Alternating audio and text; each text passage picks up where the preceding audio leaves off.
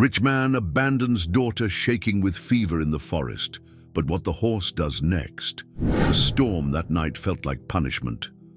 Lightning tore across the sky as if ripping through the darkness itself, and each thunderclap sounded like a sentence being passed. Inside, a black car parked at the edge of the woods, Octavio Mendez wrestled with his own demons. He was a feared and respected businessman, but here he was, facing the cruelest decision of his life. In the back seat, his daughter Eleanor, just 5 years old, shivered with fever. Her wide, innocent eyes searched her father for protection that would never come. Eleanor didn't hear the thunder. She didn't hear anything. Since birth, silence had been her only companion, but she could feel. She felt the cold rain dripping through the cracks of the car. She felt the weight of her father's tense breathing, and most of all, she felt the abandonment drawing near. Octavio stepped out of the car with heavy strides, opened the door, and pulled the little girl into his arms. Elena didn't resist. She was too weak to fight back. When her small feet touched the cold mud of the forest floor, she looked up. She didn't see anger in her father's eyes. She saw something worse, indifference. He left her there, alone, as if discarding an inconvenient object. With each step he took back toward the car, the storm seemed to grow stronger, as though nature itself cried out against his act. Elena collapsed to her knees in the mud. Her lips burned with fever, her eyes stung with silent tears. In her child's mind, there was no explanation, only the question that would never be answered: why? The car disappeared into the trees. The roar of the engine was swallowed by the rain, and Elena remained, a defenseless child, surrounded by darkness, left to fate. Then something extraordinary happened. Between the flashes of lightning, a figure appeared. A majestic white horse emerged from the woods as if summoned by an unseen force.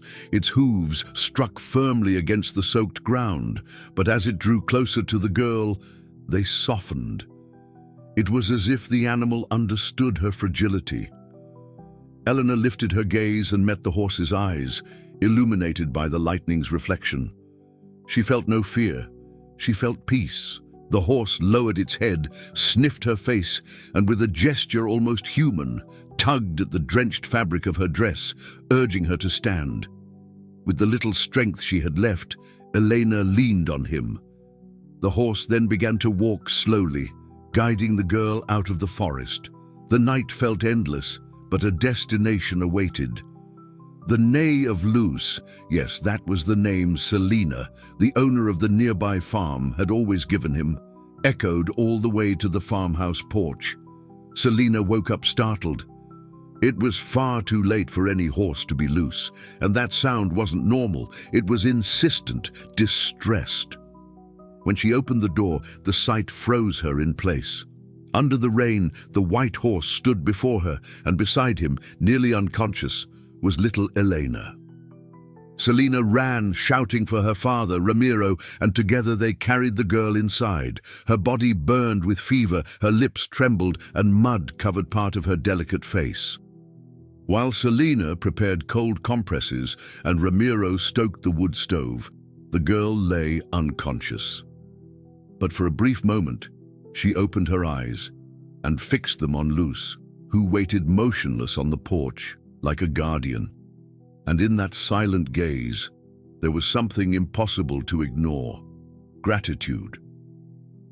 Then, as Selina removed the drenched dress, an object slipped to the floor. She bent down and picked it up. A dirty locket, closed, hanging from a fragile chain. A detail that would seal the beginning of a far greater mystery. On that stormy night, while the rain still battered the roof, an unexpected destiny was born. An abandoned child, a guardian horse, and a family about to face the greatest trial of their lives. The night was long. The storm slowly faded, but inside the Oliveira house the tension remained. Selena kept watch over the sleeping girl by the fireplace, while Ramiro paced back and forth, trying to understand who this child was and why she had been alone in the woods. The locket still rested on the table, muddy and stained, like a riddle waiting to be solved. When the pale morning sun finally rose, Elena opened her eyes.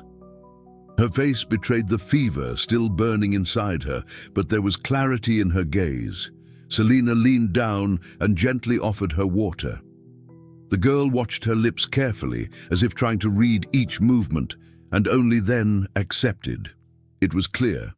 Elena didn't react to the sounds of the house, nor to Ramiro's worried calls. Silence was part of her. With simple gestures, Selena showed her a piece of bread. Elena hesitated, raised her small hand, and waited for confirmation. Eating seemed like an act of trust. When she finally did, a soft calm spread through the room, the first bond between two strangers.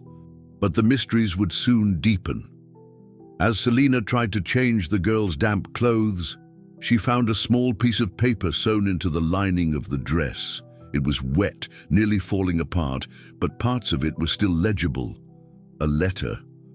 On it, the same name appeared again and again, Octavio Mendez. A heavy name, known by everyone in town. A man who represented both power and coldness. What could he possibly have to do with this girl? Ramiro, intrigued, picked up the locket and opened it. Inside were two miniature portraits. On one side, a young woman with a serene face and green eyes that seemed to overflow with tenderness. On the other, an older woman with a firm, protective expression. Maria das Graças and Dona Clara. Two lives somehow tied to the child's fate. Selena noticed the desperation in Elena's eyes when she saw Ramiro holding the locket. The girl snatched it back and pressed it tightly against her chest, as if it were her only connection to what she had lost. Silent tears streamed down her face. Knowing they needed help to understand, Selena decided to call Teresa, a teacher well known for her work with deaf children.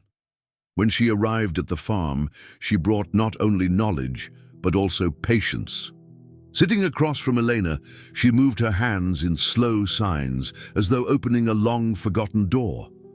To everyone's astonishment, the girl responded, hesitant, fragmented, but she responded. And so, the first pieces of truth began to surface. Through shaky signs and childlike drawings, Elena revealed images of a black car, rain, mud, and a man in a suit, pushing her away with indifference.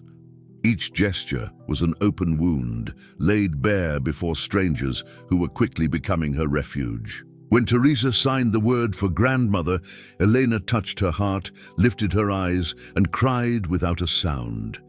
The absence of a voice was, paradoxically, more powerful than any scream. Selena squeezed the girl's hand, and in that moment, she understood that this story was only beginning. The letter and the locket were just the first pieces of a dark puzzle, and behind it loomed a name far too heavy, Octavio Mendez. The name written in the letter still echoed through the house like a curse. Octavio Mendez. Selena couldn't shake the feeling she had when reading those letters blurred by the rain. To her, it wasn't just a name. It was the weight of an invisible presence that seemed to haunt the farm every night, even when the gates were closed. Ramiro, silent, watched his daughter care for the child.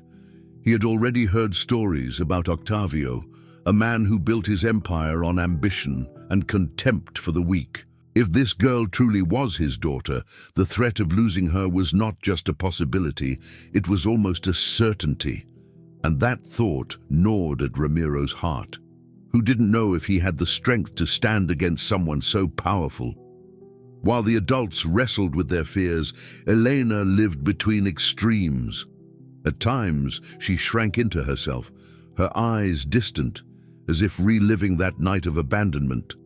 The mere sound of a passing car was enough to make her whole body tremble. Yet near the corral where Luce waited, everything changed. The white horse seemed to understand her silence. Eleanor pressed her face against his mane, closed her eyes, and found in him a refuge no one else could provide. Selina, watching this bond, felt her chest tighten. The girl barely knew the house, yet already found comfort where before there had only been loneliness. The connection was growing quickly, far too strong to be ignored. It was as if fate itself had chosen to bring them together, but fate also carried shadows. On a stifling Tuesday afternoon, an elegant man approached the farm gate. He wore a flawless suit, shoes polished to a shine, even in the dusty road. He didn't need to say who he worked for. His posture, the arrogance in his eyes, already betrayed it. With a smile that never reached his eyes, he introduced himself as someone sent to check on the child's situation. His words were cold: custody, regulation, protection, but his voice dripped with poison. It wasn't a request. It was a warning.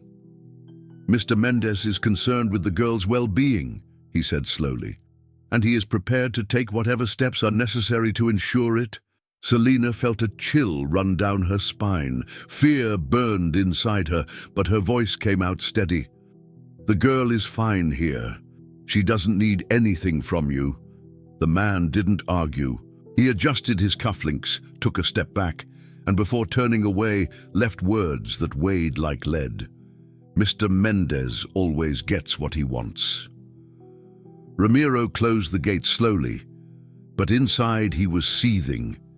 He felt small in the face of such a threat, powerless to protect both his daughter and this defenseless child from a man surrounded by lawyers, money, and influence.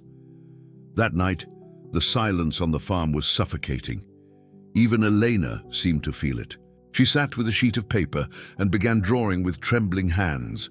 A black car, rain, and the figure of a man in a suit. His face, sketched with harsh strokes, carried an expression of contempt. In the corner, she wrote 2 letters, pressed so hard the pencil nearly tore the paper. O.M. When Selina saw the drawing, tears welled up without warning. It was the cruel confirmation of what everyone already feared. Elena didn't just know Octavio. He was the man who had abandoned her that stormy night. Outside, Luce neighed anxiously, as if sensing that something dark was approaching. The farm, once a safe haven, now breathed tension. Octavio didn't want his daughter out of love.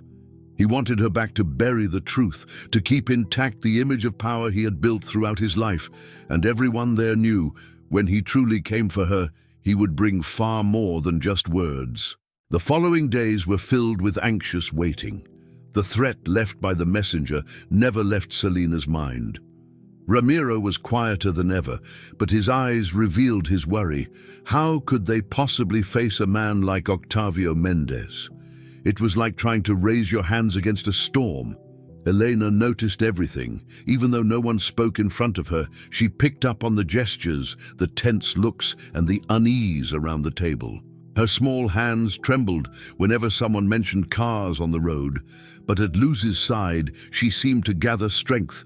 The white horse had become her safe harbor, always standing by, as if he knew he would soon have to protect her again. The tension broke on a clear morning. The roar of an expensive engine cut through the silence of the farm. A black car drove down the dirt road and stopped at the gate.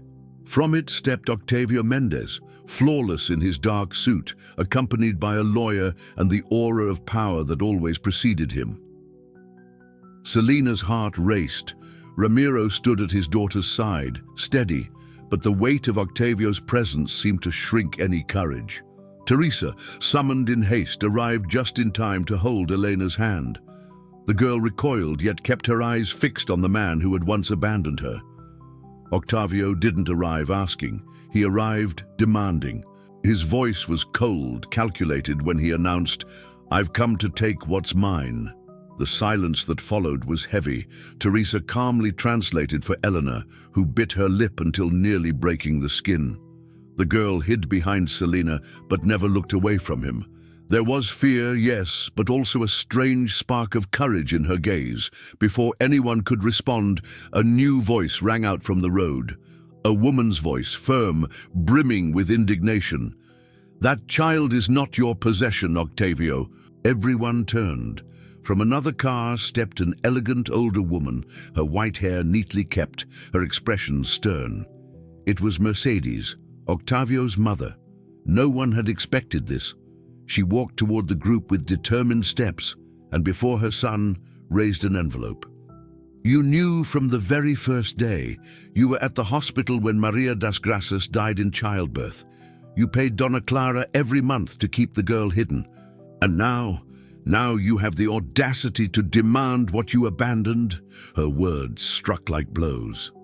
Selena covered her mouth with her hand. Ramiro clenched his fists. Teresa swallowed hard. Octavio, for a moment, lost his composure. His eyes hardened, but the mask of control was beginning to crack. Mercedes then turned to Elena. Her eyes filled with tears as she looked upon her granddaughter for the first time. The locket in the girl's hand was the undeniable proof. "Ah, forgive me, my dear," she said, her voice breaking. "Forgive me for so many years of silence." Elena, even without understanding every word, understood the gesture. Slowly she approached, touched her grandmother's wrinkled hand, and then raised her hands to sign. Teresa translated, her own eyes brimming with tears. "I don't want to go back with him." The impact was devastating. For the first time, Octavio did not control the narrative. His lawyer tried to intervene, but Ramiro stepped forward with unexpected firmness. "This will go to court. No more hidden decisions." The tension was unbearable. Octavio, pale, stepped back. Mercedes, standing before her son, was a wall he could not cross. The meeting ended without agreement, but with a decision it would go before the courts. The truth could no longer be silenced. As the black car disappeared down the road, Selena realized something had changed. For the first time since that stormy night, fear wasn't the only thing surrounding them. There was also courage. The courage to stand against the man who believed himself untouchable. And inside the house, by the window, Eleanor stroked Luce's mane. Her eyes still wet with tears, but steady, as if she already knew the fight was only beginning. The day of the trial came like an inevitable wait. The entire town seemed to whisper about what would happen at the courthouse. This was not merely a custody battle over a child. It was the first time anyone dared to challenge Octavio Mendez in public. Selena and Ramiro entered hand in hand, carrying the strength that only love can give. Teresa, always at Elena's side, breathed deeply, as if each breath was also for the girl. Mercedes walked ahead, proud and unyielding, carrying not only evidence but a conscience finally freed. Octavio appeared immaculate, surrounded by lawyers, but the usual brilliance of his presence no longer intimidated as it once had. The looks around him carried more reproach than respect. For the first time, he seemed smaller than the myth he had built. Elena walked slowly among them. Her eyes searched the floor, but her trembling hands sought Teresa's. The silence around her spoke louder than any word uttered in the courtroom. When the judge announced that he would hear from the child, a chill swept the room. Everyone held their breath. How could a 6-year-old girl, without a voice to defend herself, possibly face a man like Octavio? Teresa knelt at her side, encouraging her. Elena took a deep breath. Then, with clear gestures, she began to sign. Her eyes lifted toward Octavio, and her hands traced in the air words that no one would ever forget. "You abandoned me in the rain, but Luz saved me. Now I have a new family." Teresa's translation echoed like a sentence. The silence that followed was absolute. Even the lawyers, trained to counter any argument, found no words. The entire courtroom was paralyzed before the power of that silent testimony. Mercedes stood next. Her firm voice confirmed every detail: the hospital, the payments to Clara, the pact of silence. Each document handed to the judge was another stone pulled from Octavio's wall. Selena and Ramiro, overwhelmed, held back their tears, not of fear, but of pride. Pride in the courage this child was showing. Octavio, meanwhile, remained seated, pale. For the first time, there was no speech to save him. The eyes that once commanded boardrooms and demanded obedience now avoided his daughters. The judge, solemn, reviewed the documents, listened to the testimonies, and then gave his ruling. Custody of Elena would be granted permanently to the Oliveira family. Octavio would only have the right to supervised visits. The words fell like liberation. Selena closed her eyes, tears streaming down her face. Ramiro exhaled deeply, as if releasing an ancient weight. Mercedes held her granddaughter's hands, proud, and Elena, before them all, raised her hands one last time. Home. Teresa translated in a low voice, but she didn't need to. Everyone understood. The girl had found her place. Outside, a light drizzle began to fall, but it wasn't a storm. It was as if the sky itself were washing away the last traces of that night of abandonment. And in the yard, Luz waited, calm, as if he knew that this victory was his as well. The weight of the trial was behind them, but its marks remained in everyone's hearts. For the first time in a long while, the farm breathed in peace. Elena's laughter, still timid, began to echo through the hallways and across the fields. It was a rare sound, almost forgotten, but powerful enough to transform the entire atmosphere. Selena, moved, decided that this place would not be just a refuge for the girl. She wanted other children, those who also lived trapped in silence, to find there the same chance to be reborn. That was how the idea of Fazenda Luz, the Farm of Light, was born. Ramiro, who at first had doubted his own strength, set to work. He built ramps, adapted spaces, raised safer stables. Teresa prepared lessons, planning activities that joined sign language with the contact of horses. And Luz, the guardian, became part of the process. His calm impressed even the most insecure. His presence healed fears words could never reach. Soon, families began to arrive. Children who had never felt understood found there a place of belonging. Between signs, laughter, and the steady steps of horses, the farm filled with life. Elena, who once carried only the memory of abandonment, now walked as a living example of resilience for all who knew her. But destiny had another surprise. On the day she turned 6, Elena was caught off guard by an unexpected visit. A car pulled up at the farm's entrance, and out stepped Octavio Mendez. But he was not the same man who had once abandoned his daughter. The flawless suit had been replaced by simple clothes. The arrogant look now seemed tired, almost regretful. In his hands, he carried a modest gift, a photo album with old pictures of Maria das Graças and Dona Clara. He approached slowly, aware he would not be welcomed easily. He asked for nothing. He simply offered the album and, with clumsy gestures, tried to communicate with his daughter. A few poorly formed signs, learned with effort, a silent request for forgiveness, however timid. Selena watched cautiously, her heart divided between anger and compassion. Ramiro stood firm, protective. Teresa, with attentive eyes, left the decision to Elena. The girl was silent for long seconds. She looked at her father, then at Luz, and finally at the family surrounding her. Then she reached out her hand to Octavio and firmly led him toward a group of children playing in the field. Her fingers drew signs in the air. Watch. Learn. It was a small gesture, but one filled with meaning. There was no forgetting, no immediate absolution, only a chance to start again, if he was willing to learn from her. Octavio moved, nodded silently. For the first time, he wasn't there to impose his will, but to allow himself to be guided.